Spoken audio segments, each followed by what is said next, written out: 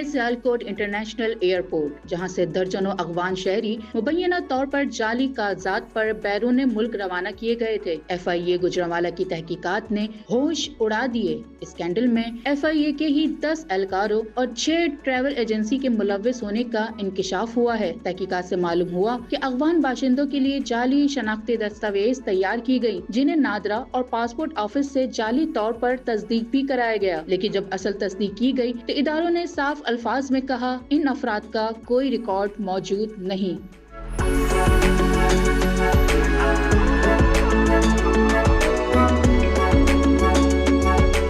یہ اسکینڈل اس وقت منظر عام پر آیا جب ایک افغان شہری کے مشکوک طریقے سے فرار ہونے کی شکایت پر انکوائری کا آغاز کیا گیا۔ جانچ پڑتال کے دوران انکشاف ہوا کہ 40 سے زائد افغان باشندے اسی نیٹ ورک کے ذریعے بیرون ملک فرار ہو چکے ہیں۔ جعلی پروٹیکٹر سرٹیفکیٹس بھی لاہور، کراچی اور مالاکنڈ کے دفاتر سے جاری کیے گئے، جنہیں متعلقہ دفاتر نے جعلی قرار دیا۔ FIA کا کہنا ہے کہ مزید تحقیقات جاری ہے اور تمام ملوث افراد کے خلاف سخت قانونی کارروائی کی جائے گی۔